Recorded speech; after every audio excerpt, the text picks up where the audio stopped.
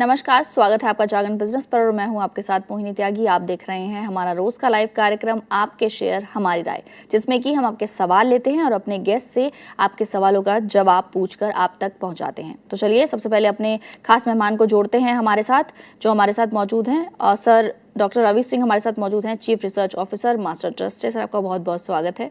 बिल्कुल, बाजारों की एक बार बात करते हैं कि बाजारों में क्या चल रहा है। तो फिलहाल बाजार हमें लाल निशान में नजर आ रहे हैं, हल्की गिरावट है बाजारों में। निफ्टी फिलहाल 24,000 के नीचे ट्रेड करता नजर आ रहा है, 23,971 के आसपास निफ्टी हमें ट्रेड करता दिख रहा है। वहीं बैंक निफ्टी में भी हल्की गिरावट नजर आ रही है, 55,027 के लेवल पर ये हमें नजर आ रहा है। सुबह जबकि हमने जब देखा था, जब बाजार खुले थे तब वो हरे निशान में खुले थे बाजार, लेकिन उसके बाद एक अच्छा मूव भी देखा, करीबन आधे फीसदी ज्यादा की तेजी। और इसके अलावा बैंक निफ्टी में तो थोड़ी सी अच्छी तेजी भी नजर आई, लेकिन उसके बाद एक रेंज बाउंड मूवमेंट हमें लगातार बाजार में नजर आ रहा है। निफ्टी 24,000 के लेवल के आसपास घूमता नजर आ रहा है। तो रवि सर, मैं सबसे पहले तो यही जानना चाहूंगी कि क्या है निफ्टी और बैंक निफ्टी पर आपकी राय क्या है इस वक्त, कि क्या करना चाहिए इनमें, इंडेक्स में कैसे ट्रेड करें? देखिए, इस समय चूंकि आज एक्सपायरी का दिन है तो ऑब्वियसली है कि आपको थोड़ा सा वोलेटिलिटी यहाँ पर देखने को मिल सकती है। और मुझे ऐसा लगता है कि अभी वोलेटिलिटी में मार्केट थोड़ा सा अपवर्ड मोमेंटम में रहेगी। और लेवल्स की जहाँ तक बात करें तो मुझे लगता है कि वापस से 24,150 के आसपास तक के जो लेवल्स हैं वो रेजिस्टेंस के तरीके से काम आएंगे। लोअर साइड पर 23,920 और 880 ये एक स्ट्रांग सपोर्ट की तरीके से नजर आएंगे। थोड़े ऊपरी लेवल पर थोड़ा बहुत मुनाफा वसूली फिर से देखने को मिल सकती है। बिल्कुल। आज लगातार कुछ स्टॉक्स फोकस में रहे हैं, इसमें एलआईसी का शेयर भी है। बोनस इशू आने वाला है, बोनस इशू की जो रिकॉर्ड डेट है वो नज़दीक आने वाली है। इसके अलावा इसने एक पीएसयू बैंक में अपनी हिस्सेदारी को बढ़ाया है, जिसकी वजह से आज चर्चा में बना हुआ है स्टॉक, और ऊपर भी देख रहे हैं हम स्टॉक को। इसके अलावा आईटीसी की डिविडेंड की रिकॉर्ड डेट नियर पास में आ गई है, जिसकी वजह से ये स्टॉक भी चर्चा में बना हुआ है। इसके अलावा ऑफिस स्पेस सॉल्यूशंस, इसमें भी 9% की तेजी नजर आ रही है। सुबह जब हमने बाजार में देखा था तो इसमें करीबन 9% की तेजी थी, जबकि अब स्टॉक थोड़ा हल्का उससे नीचे नजर आया है। सर, इनमें से कोई स्टॉक जो आपको इस वक्त पसंद आता हो?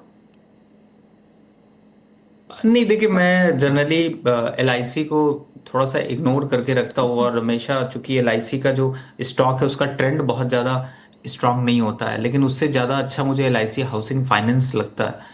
तो मैं वहाँ पर थोड़ा अट्रैक्शन ज़्यादा देखता हूँ। लेकिन अभी चूंकि आपने बोनस की बात की इसीलिए शायद थोड़ी रैली देखने को मिल रही। बट किसी भी उछाल पर यहाँ पर एग्जिट होने की राय होगी। बहुत ज़्यादा लॉन्ग टर्म पे ट्रेड इसको रखने की ज़रूरत नहीं है। बिल्कुल। चलिए सर, फिर सवाल जवाब का सिलसिला शुरू करते हैं। और हमारे पास पहला सवाल आया है, अर्पिता जी का सवाल है। वो पूछ रही हैं, मुंजाल ऑटो और इंडस टावर्स पर शॉर्ट टर्म व्यू है उनका, शुड आई होल्ड और exit, please review them.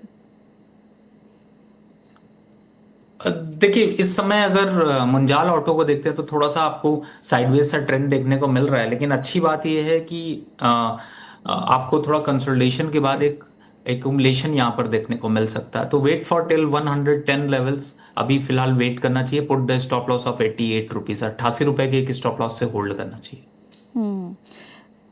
Hemraj जी का सवाल आया है, ये पूछ रहे हैं कि अपोलो अपोलो के इनके पास आई गेस 50 शेयर हैं। पूछ रहे हैं कि उसमें क्या करना है। आपसे सवाल पूछा है इन्होंने।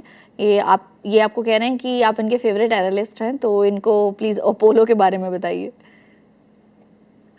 देखिए मैम, बड़ा डिफिकल्ट होता है। मैं कहता हूँ लोगों से पूरे सवाल भेजिए, बिकॉज अपोलो हाँ, टायर भी है, अपोलो एग्जैक्टली हॉस्पिटल भी है। exactly. इन्होंने सिर्फ तो अपोलो लिखा है अपने सवाल में।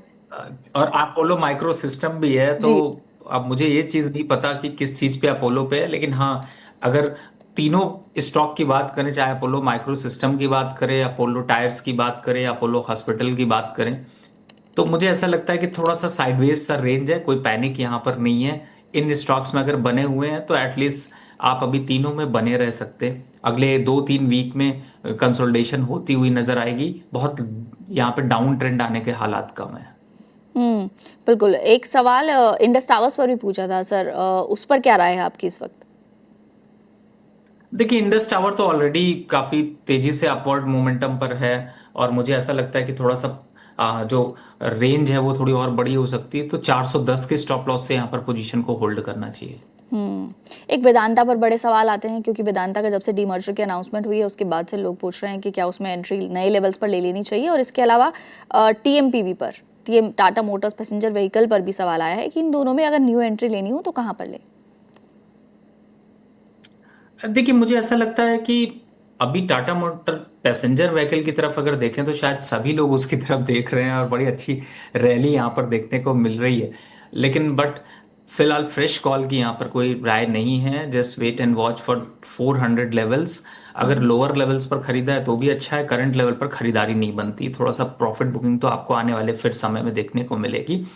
और दूसरी तरफ अगर ये वॉच करने की कोशिश करें कि क्या कोई फ्रेश ट्रेड लिया जा सकता है या लेने की तैयारी करें, तो मुझे लगता है जस्ट वेट एंड वॉच। अभी यहाँ पर पोजीशन इंक्रीज करना, ऐड करना भी थोड़ा रिस्की हो सकता है। ट्रेन मिस हो गई है यहाँ पर। और वेदांता में सर उसमें भी हो गई है मिस?